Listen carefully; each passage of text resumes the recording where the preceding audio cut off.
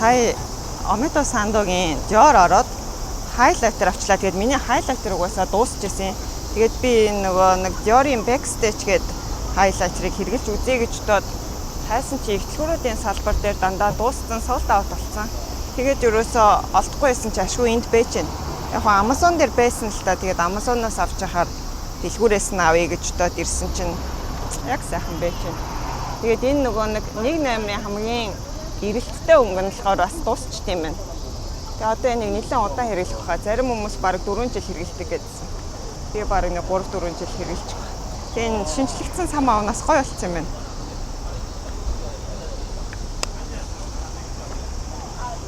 Одоо тэгээд ийшээ явж нэг кафе орд юм уу гээл явж.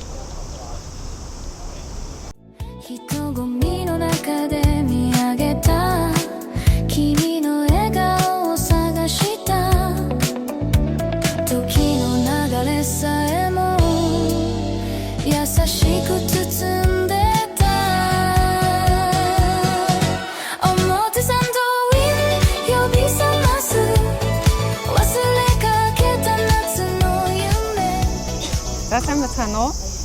Өнөөдөр нэг шинэ төрлийн бичлэг хийж үзэх гэж байна. Тэгээд What's in my bag гэдэг цүнхэн доторхоо харуулдаг ийм төрлийн бичлэг хийж үздэг юм уу гэж бодлоо.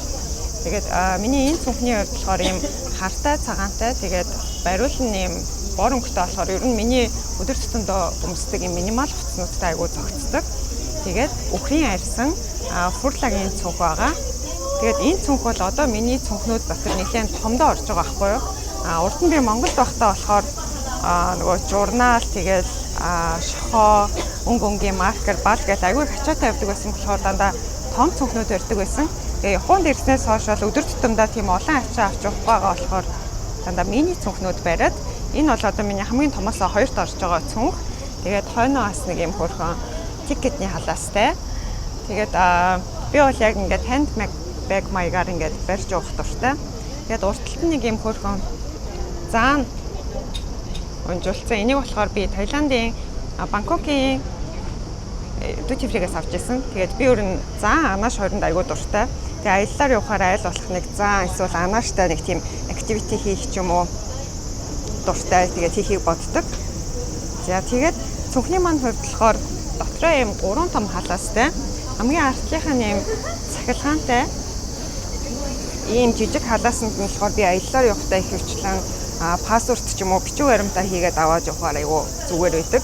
Тэгээд голынх нь том халаасанд бол ингээд хамаг том чухал юмнуудаа хийгээд за уртталтаа бас нэг ийм хөрхөн хэсэгтэй энд нэг ойр цурын юмнуудаа хийчдэг. Ийм цүнх байна.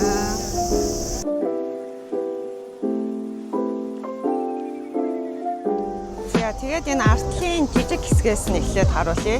За энэ дотор болохоор миний төрөвч байгаа.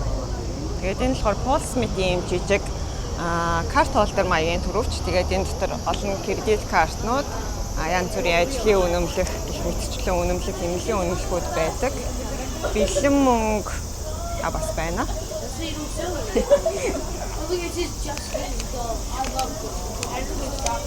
Нэг 4,000 yen бол байгаа юм байна. За тэгээд нэг юм жижигхэн юм карт байна. За дараагийнх нь зоосны сав. Тэгээд би энийг болохоор нөгөө Йокохамагийн Chinatown-аас авч ирсэн. Ингээд онгоочдөг. Энэ хөрхөн мууртай.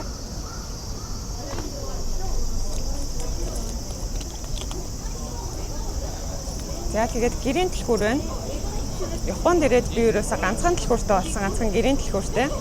Тэгээд Монголд байхад болохоор нөгөө гэрийн дэлгүүр гэж 3-4 дэлгүүр, тэгээд ажлын өрөөний дэлгүүр, ширээний дэлгүүр, шургуулгын дэлгүүр, машины дэлгүүр гэж миний дэлгүүр өөрөө бараг нэг юм том цүнх шиг юм явж идэг байсан чи одоо ерөөсөө ингээл болоо. Тэгээд дэлгүүрийн оосрын болохоор юм яс мэлхийтэй.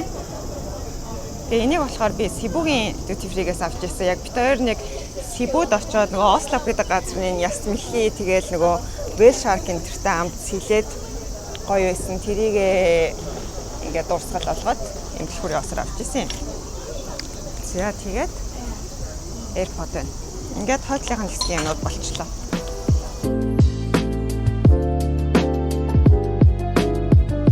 За одоо энэ голын том хэсгийг харъя. За эхнийх нь болохоор нэг юм том хар пауч байгаа. DJI пауч. Тэгээд энэ дотор би микрофон гэх мэтчлийн юм дагалдах зүйлсээ хийж авч явдаг. Тэгээ одоо энэ зүүцэн байгаа микрофоныг хийгээд микрофоноос нөгөө утас руугаа шууд шилжүүлчихдэг юм хөрхэн жижигхэн ресивер байдیں۔ Энийг аваас хийждэг. За тэгээд power bank байна.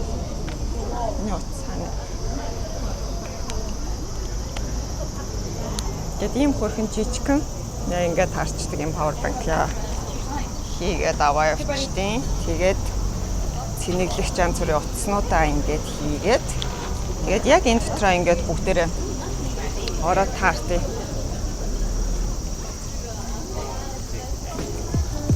Яа ийм пауч.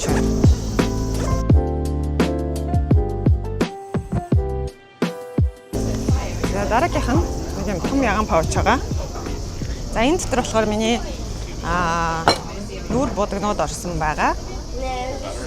За энэ дотроо энэ паучын дотроо дахиад нэг юм жижиг хар пауч байгаа. Энэ дотор за миний уруулын будаг байна.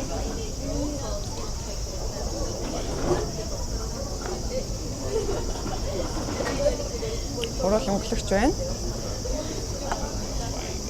За тэгээд энэ болохоор ийм цитрусийн essential oil. Тэгээд энийг болохоор жоохон халуунд ингээд толгой молгоо өвдөд байвал үнэрлчин тэгээд энэ чамархаандаа төрөгчин эсвэл хүзүүндээ төрөгчин гэдэг үнэхээр гоё юм сингэлсэн үнэртэд гоё сэргээд ирдэг.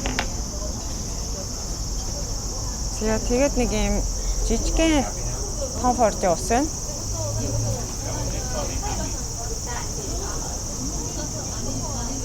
За энэ дотор ингээ юм юмнууд орсон байна.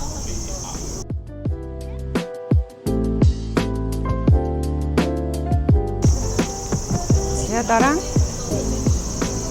хол байна.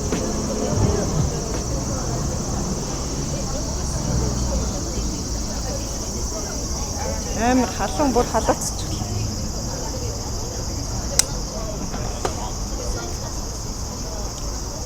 За сам байна. Өмнөх блог дээр ороодсэн нэг рефа гэдэг хөрөөсөн шүү дээ. Тэнтгийн сам. Өвсөө сомч. Уг нь үсээ янзалж гарсан. Тэгээд халуун болохоор ингээд шалчичлаа. За энэ болохоор oil control paper. Гэхдээ энэ өөрөөсөө нөгөө юм паудертай. Тэгэхээр халуунд би нүрээ ерөөсөө дахиж нэмж давхарлаж бодохгүйгээр зүгээр ингээд энүүгээр тослогийн ч юм уу авчдаг.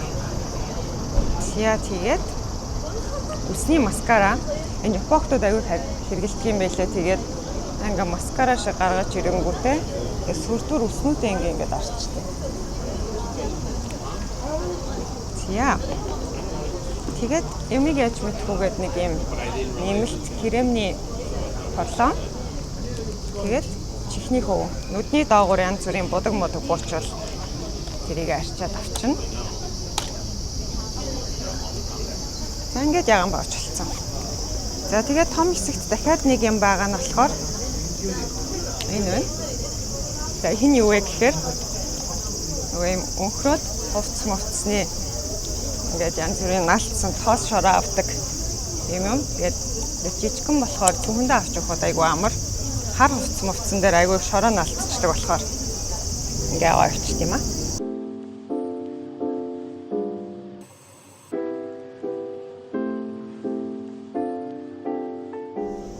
За одоо энэ уртлын жижиг хэсэгт нь нэг юм гаа байгаа. Юм том ширхэгтэй. Тэгээд лоос байна. Шүдний хоол моол гэдвэл өөрөө сахилт байна. Зургийн авиргүй юм аа. Арайч чинь. Нэтэс ихтэй.